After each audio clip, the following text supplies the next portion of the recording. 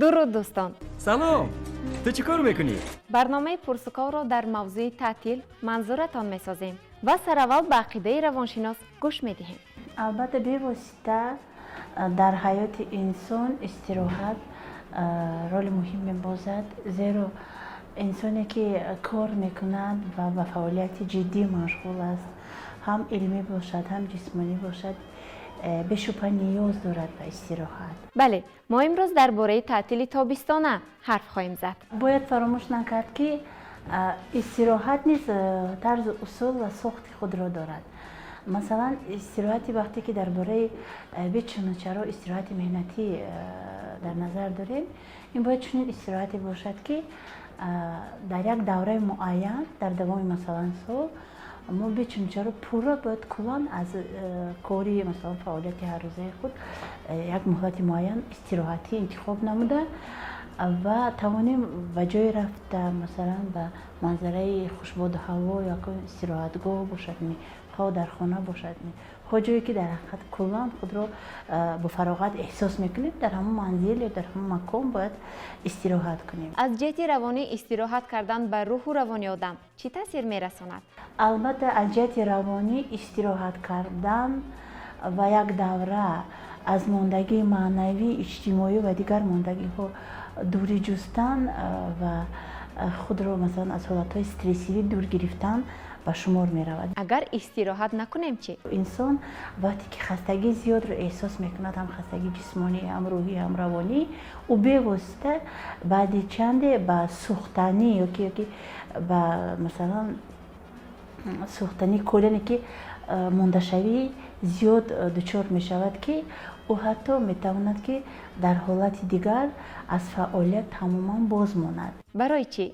زیرا خواهیم نخواهیم فعالیت هر روزه ما از ما یک درجه یک مقدار هم انرژی روانی و هم انرژی جسمانی طلب میکند که در آن وقتی که ما چیزی رو خرج میکنیم و برای پورا نمودن او برای ما یک خاطره های خوب، حالت های مثلا استراحتی و حالت های خرسندی بخش خیلی زیاد لازم می شود که اون ذخیره معنوی خود را باید گردانیم. درست. نظرسنجی را از عقیده متخصص شروع میکنیم. شما تعطیل را چگونه گذراندنی هستید؟ البته من خیلی خواهش آن دارم که توانم جای رفته استراحت کنم یک چند هفته اقلا و امسال در نظر دارم که مادر خود را همراه ببرم، زیرا گمان میکنم که در نزدیکی با مادرم با فراغت‌تر استراحت خواهم کرد. در قشلاق تعطیل تابستانه را میخوام خوبتر گذرانم. مقصد با هم کورسا یگون جا رفته استراحت می‌کنم، مقصد ورزا را مید خوبتره بهتره. من کورسای کوتاه مدت رفته زبان آموزی کنم. استراحت که هستیم ما برای همین میخوام یگونجا برمونده کار کنم. 2 روز استراحت در یک ماه. فهمم. 100%. شوخی میکنی؟ تعطیل تابستانه با جایهای فراغتی میریم، خانه خشما میریم، قشلاق میریم، هر جا میریم میگردیم. تعطیل تابستانه رو باز با خواندن کتاب‌های شوق‌آور میگذرانیم. تعطیل تابستانه به احتمال مگر نزنم. سعی رو گشت استراحت و رفتنی هستیم. می‌خوایم زبان‌های خارجی آموزیم و سفر خود را نیت است که به امریکا سفر کنیم. من حتما برمیگردم. در مرکز آموزشی تحصیل کردنیم در این 3 ماه، یعنی زبان انگلیسی رو باید آموزیم. ما که تا امسال دانشجو بودیم و تعطیل امسال را که 4 سال در حدود شهر دوشنبه زندگی کردیم و می‌خواهیم که تعطیل امسال را در حیات عائله با خود والدین گذرانیم. ما تعطیل تابستانه رو می‌خواهیم در بدخشان بگذرانیم. مضمونلی o'tkazmoqchiman. Tojikiston shahriga kelib aylanib o'tkazmoqchiman. Shu shaharda aylanib 3 oy ta'tilimni shu yerda o'tkazmoqchiman. Juda maniqli o'tkazmoqchiman men ta'tilimni.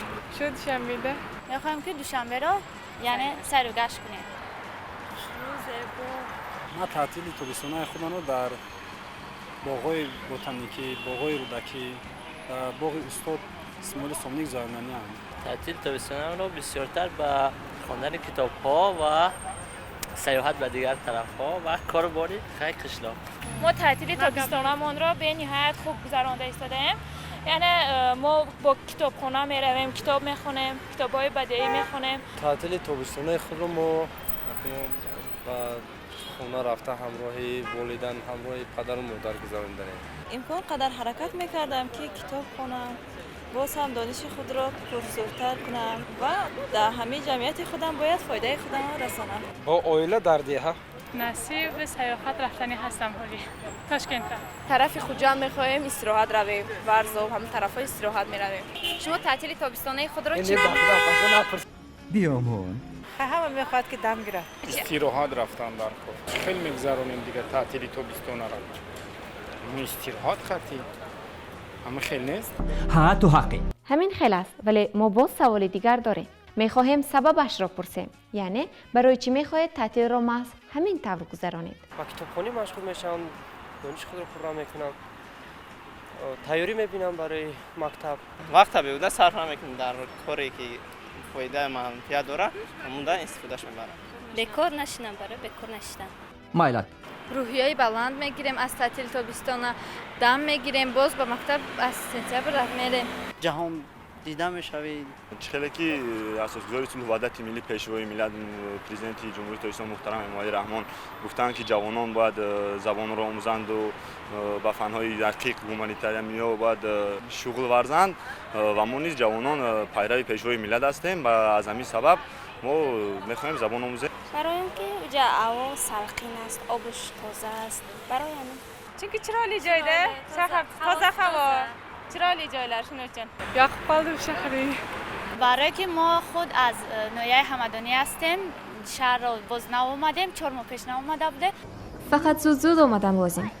و شهر ما یعنی دوشنبه شهر زیبا شده است برای همین میخوام که دوشنبه رو یک سیر کرده بعد به نویه خود برگردیم با درس ها مشغولیم طبیعت دوشنبه به من خیلی محبوب است خیلی پسند است برای پیشروی دولت برای شوق هوس خودمون که ما در دانشگاه تحصیل میکنیم باید همه وقت سربلند همچون دانشجوی بالیاقت باشیم برای اینکه از این چهارکی من بهای اعلا گیرم کار اشتراک دیگه چه ولی چی وجه؟ کتابخوانی بنیهایت یعنی پرسمر یعنی دانشی ما رو بنیهایت یعنی بلند میکند وقتی که ما در شهر هستیم وقتی که تمام میکنیم اصابی که در دهات برای پدر و مادر یاری دادن انا برای اونجا میرویم برای همین من باید همش را ساز کنم جایی تشویش نیست بود هوای دیه تازه تر نسبت به شهر سالقین تر دهقانی برای زمستان ذخیره کردن دیگر آدم باید در یک سال یک دو استراحت روند تشکر زیاد. درست.